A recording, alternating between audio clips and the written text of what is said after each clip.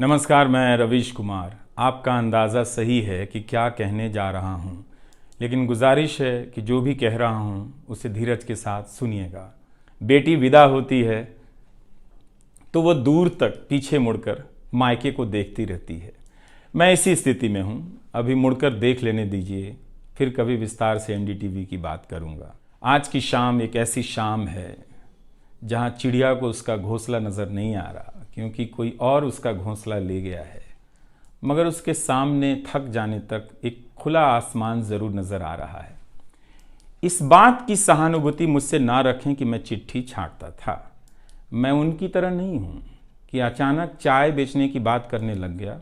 उतर रहा हूँ जहाज़ से, बात कर रहा हूँ चाय बेचने की।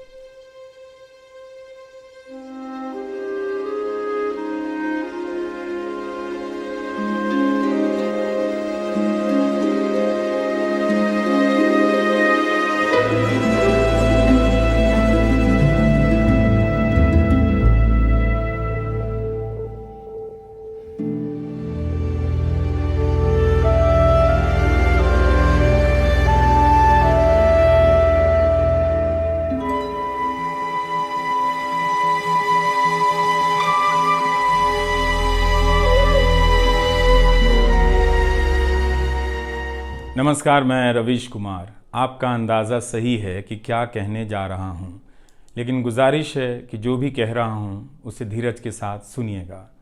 भारत की पत्रकारिता में स्वर्ण युग तो कभी था भी नहीं, लेकिन आज के दौर की तरह भस्म युग भी नहीं था।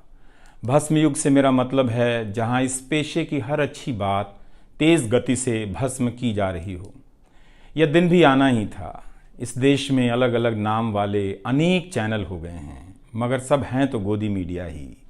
उसका परिवेश, उसका इकोसिस्टम, पत्रकारिता का और माहौल सब खत्म कर दिया गया है, मगर पत्रकारिता करने और कराने का दावा भी सब कर रहे हैं। खासकर वो भी कर रहे हैं जो उसी सत्ता का हिस्सा माने जाते हैं, उसी के रूप में देखे जाते हैं, जिसकी ताकत से हर दिन पत्रकारिता इस देश में कुचली जा रही है।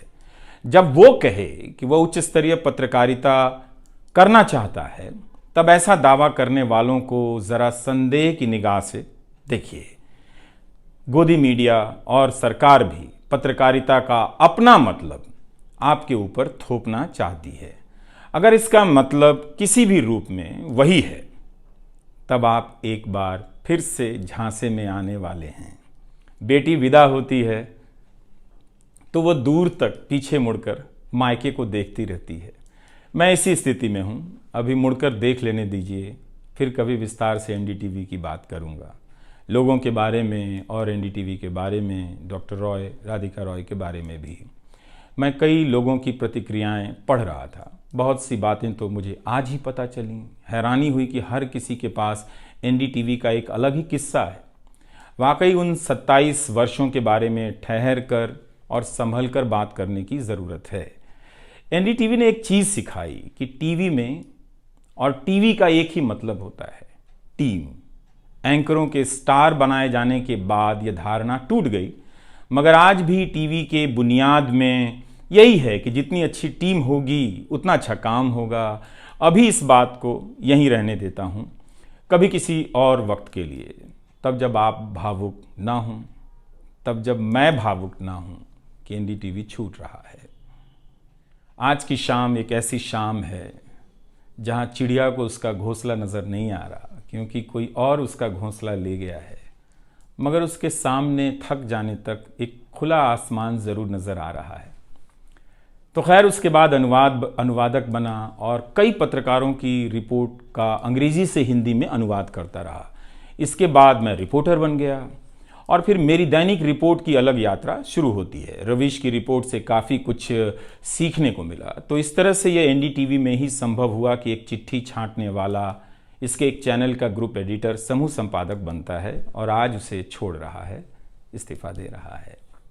बहुत बड़ी बड़ी शक्तियाँ पीछे खड़ी हैं इस एक पत्रकार के पीछे, तो स्वाभाविक है कि ये नौबत आनी थी। इसका अंदाज़ा मुझे पहले भी था, लेकिन जिस दिन आता है उस दिन अच्छा तो नहीं लगता है।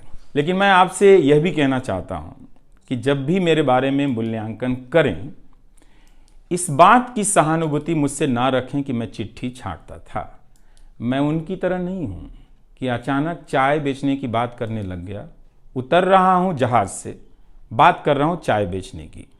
सहानुभूति के लिए या फिर अपने संघर्ष को महान बताने के लिए मैं ऐसा नहीं करना चाहता। इस देश में हर किसी का संघर्ष ही पहाड़ चढ़ने के जैसा है। आप एम्स के बाहर मरीज जो खड़े हैं, उनके परिजन जो खड़े हैं, उनसे मिल लीजिए। आपको पता चल जाएगा कि उनकी चुनौतियां कितनी बड़ी हैं और आपका दुख कितना कम है, छोटा है। लेकिन आज के दिन मैं आप सभी के बीच दर्शकों की बात करना चाहता हूं। इस दौर में कुर्सी पर बैठे किरदारों को टूटते हुए देखा, सबने देखा।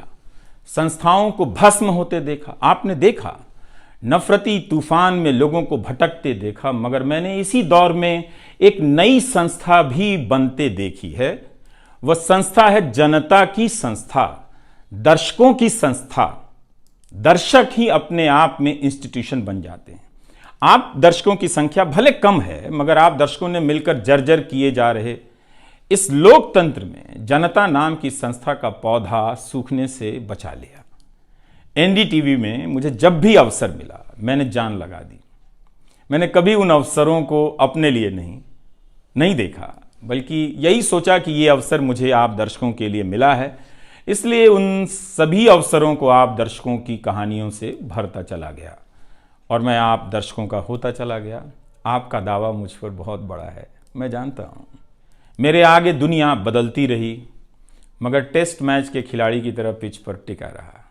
पर अब किसी ने मैच ही खत्म कर दिया है, उसे T20 में बदल दिया है। जनता को चवन्नी समझने वाले जगत सेठ हर देश में हैं, इस देश में भी हैं।